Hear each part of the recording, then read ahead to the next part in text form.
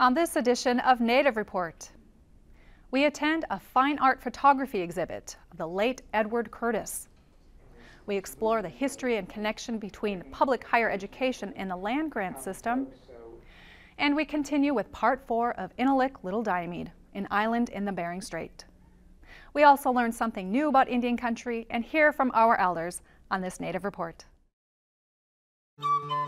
Production of Native Report is made possible by grants from the Shakopee-Mdewakanton Sioux Community, the Mille Lacs Band of Ojibwe, and the Blandin Foundation.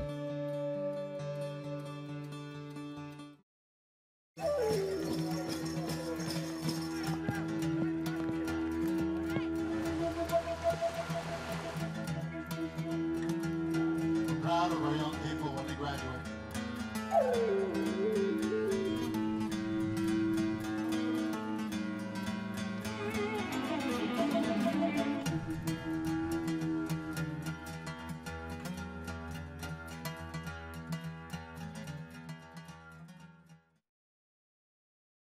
Hi, welcome to Native Report. I'm Stacy Thunder.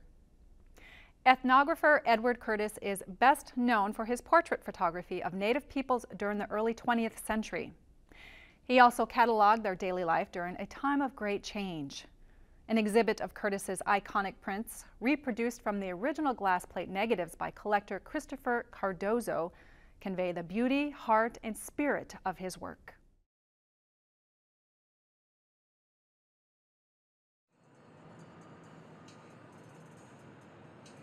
Patrons of the Hennepin County Library in downtown Minneapolis had the opportunity to view Beauty, Heart, and Spirit, the sacred legacy of Edward S. Curtis and the North American Indian, an exhibit of acclaimed and stunning portraits.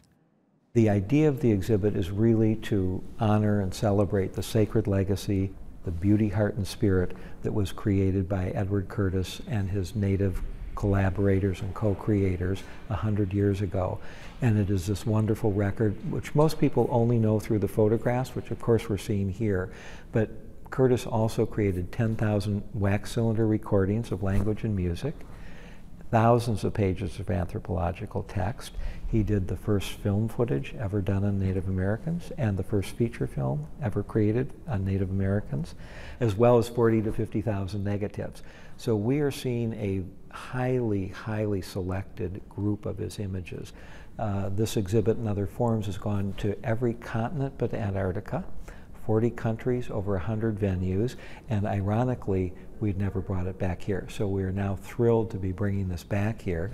And in Minneapolis, we're thrilled because it's our hometown. We're able to include things in the exhibition that we would never travel.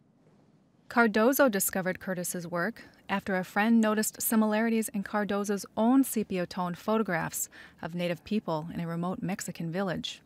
Just after I graduated from the University of Minnesota in photography and film, a professor of mine asked me to go to a remote town in southern Mexico to help him work on a film that he was going to do. And long story cut short, get down to the town, and the professor says, "Oh gee, Chris, I should have written you. I decided not to make the film." So it was the best thing that ever happened to me because, again, through a variety of coincidences, I ended up in a tiny Indian village. 200 people in the village and a few hundred people scattered around it. So I ended up spending 6 months there and did over 10,000 photographs and film footage and some sound recordings. And it was an incredible, extraordinary experience, the likes of which I have never had again. Within days of learning who Curtis was, Cardozo bought his first print and has been collecting ever since. He's become known as the world's leading authority on Curtis's life and work. Yes, this is a wonderful self-portrait of him in 1899 when he was 31 years old. And unfortunately, there was no color photography at the time. So even in this self-portrait, you get that sense of lighting and composition that were so critical to all his work at this period and in the future. He created a record with his Native American participants that is unequaled anything we've ever seen in the world. He was lucky enough to have Teddy Roosevelt, who is then president, become his great champion. And that led him to an introduction to J.P. Morgan, the wealthiest man in the world, who became his lead patron. And Curtis had a vision, and there's a wonderful quote by Curtis, "It's such a big dream, I can't see it all."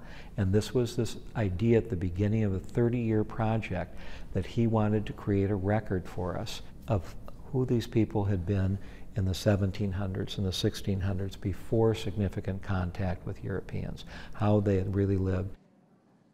In 1899, Curtis joined the Harriman Alaska expedition. And in 1900, he traveled to the Southwest, where he photographed the Hopi and Navajo peoples. He never looked back. That became his life, and he indeed lost everything. He lost his family, all his money, his health. Everything went for this project. But he knew that if he didn't do this, if he didn't make the sound recordings, the film, the photographs, the anthropological text, we would not know who these people were. We would not know what their culture was. And he, I think, was absolutely right. We know things, and perhaps as importantly, we see things and feel things through the photographs that we otherwise never would have. From the very beginning, there's been controversy about Curtis's work. Initially, there were many noted scientists who were really jealous that Curtis was getting all this money and J.P. Morgan was funding him and Teddy Roosevelt loved him. And he had to go in front of a committee at the Smithsonian, a very unfriendly committee, to justify his work, and he passed with flying colors. So the first thing we need to do is realize that Curtis created different bodies of work, and his sound recordings, his film work, and the written work are all impeccable. They are first-class anthropological work, ethnographic work. His photographs, to me, when people criticize him saying that they're too romantic or that he staged or posed things, is both missing the point and is very unfair. Curtis himself clearly stated what he was trying to do with the photographs was to give us an idea of who these people really were in their essence, who they were before significant contact with outsiders. Curtis was a technical genius. He not only was very gifted artistically and had a very clear aesthetic that he followed throughout his entire 30-year career, but he was a gifted photographic technician, and he printed in at least 6 different photographic processes. Curtis worked in, and we have recreated his work in platinum prints, silver prints, gum bichromate prints, gold tone prints. We do a contemporary print process. We also incorporate some vintage photogravures in the collection. So it's an incredible body of work, and Curtis's original work is our template. That is our starting point. So tell us about the gold tones. Well, gold tone is a process that Curtis really pioneered. We don't think he invented it, but he pioneered and popularized it over 100 years ago. Curtis discovered that he could take a glass plate that would have, in his day, would have been used as a negative and make a print on it. And then he used a mixture of different metal powders that would be a gold color. They were sprayed onto the back of this glass. You then had obviously a clear glass positive. It's extraordinarily beautiful, and it was what Curtis was most known for. They were actually at the time called Kurt tones. And Scott Diomede wrote about how moved he was looking at a particular Curtis photograph, and that he felt that he was home for the first time, and it turned out it was actually a photograph of his people. And to me, the fact that here we are today, 105 and 10 years later, looking at images that I have seen people move to tears by on 3 continents, I think speaks to the fact that he knew what he was doing, and he did it the right way.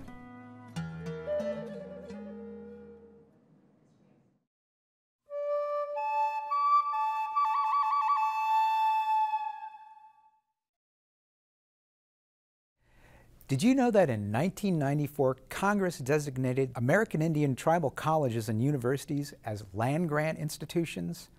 Land-grant status allowed tribal colleges access to research and extension programs, as well as infrastructure grants and loans offered by the federal government. The tribal college movement began in the late 1960s, and by 1972, 6 tribal colleges formed the American Indian Higher Education Consortium. The movement grew when President Carter signed the Tribally Controlled Community College Assistance Act in 1978.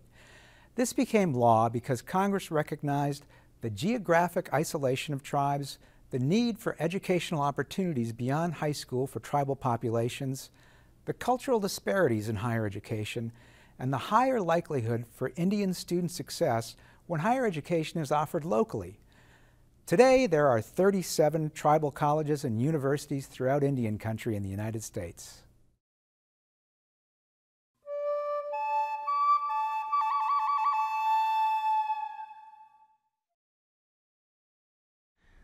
Public higher education is a direct result of the many treaties signed between Native nations and the United States government.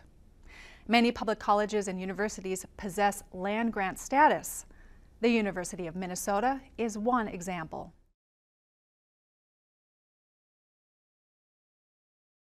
It's my distinct pleasure to welcome you this evening.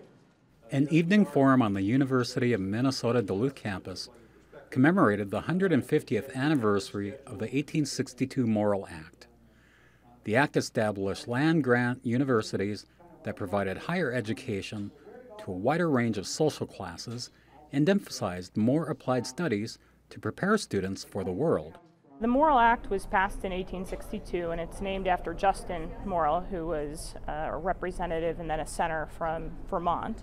And basically, the act was designed to give land to states that were willing to develop colleges to educate people in agricultural and engineering sciences. The land that was being granted to these universities was obviously originally Indian land and had probably very recently been obtained by the United States. And the United States has a trust responsibility to educate Indian people. And you could say that the state takes on that trust responsibility by accepting the land grant from the United States. The land grant universities created through the Morrill Act did not initially educate Indian people.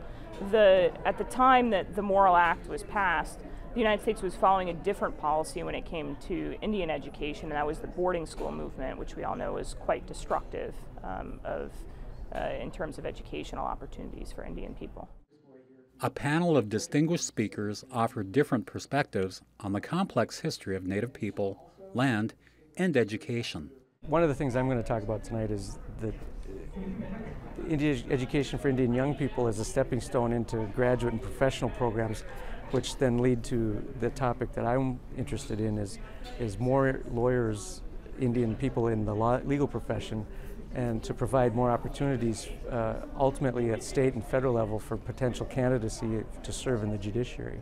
And because a diverse judiciary is important to the public's trust and confidence in our system and our rule of law, and having the judiciary look like society at large helps support that confidence, and having more Indian people on the courts, especially in the federal courts where so much of the Indian legal issues find their way for resolution, will help raise that public trust and confidence. Education is what gives our young people a life of choices rather than a life of circumstance. Those areas that currently have tribal colleges have an opportunity for the first time to be able to offer 2-year and 4-year degree programs. And a lot of the tribal colleges, when they were implemented, were in isolated parts of the country. And nothing was happening. The students there would either have to travel a long way from home or the opportunity wasn't available. Tribal colleges not only came to where they live, but they also offered language and culture, which was taking those students to the next level of education. I think that tribal colleges offer a unique role that isn't being done by anybody else. And they're getting the job done. And they're doing it where no one else will go. The evening's event also celebrated the 40th year of American Indian Studies at UMD, which boasts over 20 innovative American Indian programs from medicine to education to social work and to tribal administration. Here at the University of Minnesota Duluth, American Indian Studies really got started in the early 1970s. a group of students were sort of engaging in some activism, coming back from Vietnam, and taking advantage of some of the social and political things that were going on in the United States at that time. And in 1972, Dr. Bob Pallas offered the first class here in American Indian Studies. In 2009, we totally redesigned our major and our minor. We're offering lots of new classes reflecting things that students have been wanting today to keep the program current. And also we have several new faculty members, so some of those courses reflect the specific research interests of the faculty. And I think as a land grant, the University of Minnesota is working hard to achieve a positive relationship with American Indian nations. As part of the land grant mission, we have a responsibility to serve the public.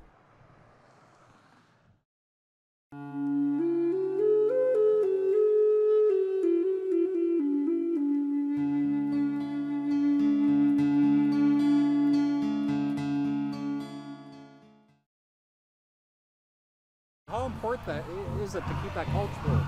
As an older person, I'm 64 years old now, I think it's very important, and I'm still learning too. I think our identity depends on our culture, and especially our tribal culture. And without that, we wouldn't have Indian centers anymore, and the people in this city respect that. They acknowledge that we are tribal people, and they support us quite a bit. So other than that, I think it's our identity, our cultural activities strengthen that identity. I remember my grandmother, she really had only one bit of advice, and that we call that washkon. That means do your best, and that means a lot, you know. So whenever, as I went through life and I faced difficulties, I remember what she said, washkon, do your best. If you hit that brick wall, just do your best, find a way around it, you know, and that helped me quite a bit. I welcome you to this part of Nebraska to see our people, and they're very friendly people, and they have a very strong culture, and they're good people, and I love them, you know. This makes me feel great. I really love this.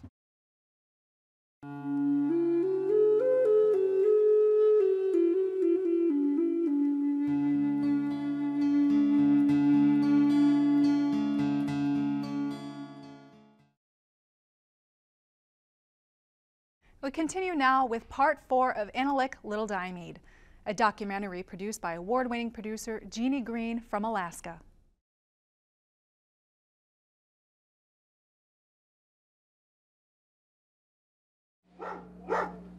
For centuries, the people of Diomede have lived a very secluded life. In the middle of the Bering Straits, few cruise ships or tourists swarm the islands. There's no airplanes flying in and out of the village because there's no airstrip.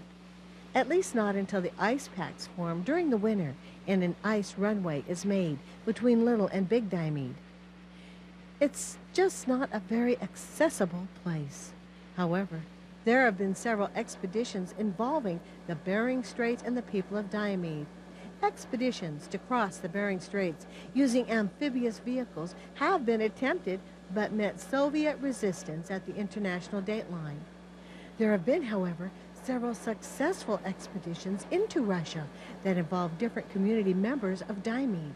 It's called the Bering Bridge Expedition. There was 12 of us. There were 6 on each side, 6 Russians, 6 Americans, 3 natives on each side. Our route was from Inalik to, it was on Russian side to Inalik, to Ualen, to cross this date line to Little Diomede. In the late 80s, 1989, a person come from Minnesota and he wanted to do an expedition. He's done a number of expeditions before with dog sleds. And there was 3 or 4 of us that applied to go on this expedition, and I was the one that was chosen. And not only that, my mother told me that I had a lot of relations over there. So I think I was one of the good candidates to go over there. And I was happy I did go over. I did meet my relatives in a number of villages over there. They're no different than here. It's just like any other person that's living, just like in Diomede. They're just like us. They subsistence, they hunt like us, they live like us, just that they just have a different government. When I first went over there, they looked like they were still in the 1960s. They were still using a lot of coal. But they were just as friendly, though. When I was in Russia, a word come across to my relatives on Russian side that I was over there. The news was going on through amongst the villages. I don't know how it got through, though, but each village, almost every village I went to, I was greeted by relatives. For Robert, meeting his relatives and seeing their similar lifestyles was a rewarding experience.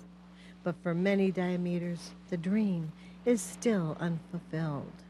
One thing I'm always concerned of is these two islands. Like years ago, like I said, that we were living close together. And times we always thought, why did they put the borders here and there so we can't even communicate with our distant relatives? Now, a lot of people realize that. Times we probably, I hope, they do come back over the Big Diomede so we can communicate with our relatives or get our Big Island back together. Beyond these issues, Diomede faces more immediate concerns that still need to be addressed.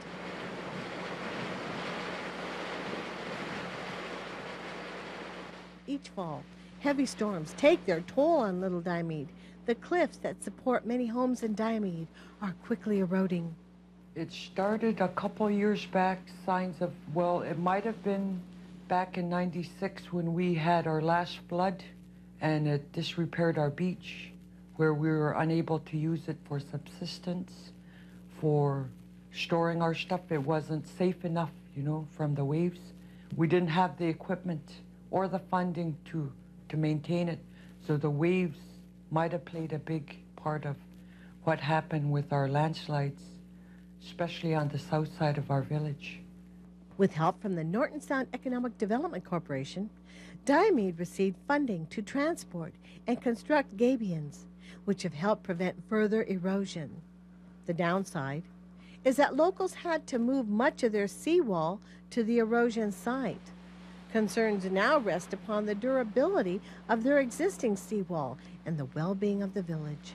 The erosion site right now happening on the south side of our shoreline affects about 5 homes with their foundation, you know. They always need leveling more than most areas. It's an area where our fuel line, you know, is in harm's way.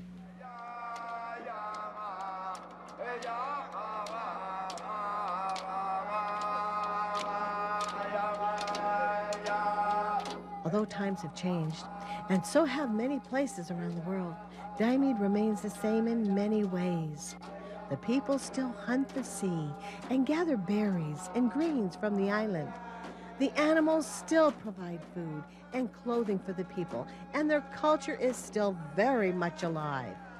But one thing that has changed over the years is the language. The present education system has a lot of things to do with it, you know. Like I said a while ago, none of these children, in fact, most all of them don't speak the native tongue. They might understand it, but they don't exercise it more often than some others do. My time, we that's our only way of communication. You can see, as you walk out there, you can see every children is speaking in English. Time change. It's just time change. This is a long time ago. They used to speak. I remember my brother used to tell me, Dennis, he used to speak Nukpiak when he was young. He used to speak it in school, but it was bad in school. So they quit that. They couldn't speak in school. I think that was the reason why we lost using our language slowly. For more information about Native Report or the stories we've covered, look for us at nativereport.org and Facebook. Thank you for spending this time with your friends and neighbors here on Native Report. I'm Stacy Thunder. Hope to see you next time. Stacy Thunder is a member of and legal counsel for the Red Lake Nation, and Tad Johnson is a member of the Boys Fort Band of Chippewa and is chair for the American Indian Studies Department on the campus of the University of Minnesota Duluth.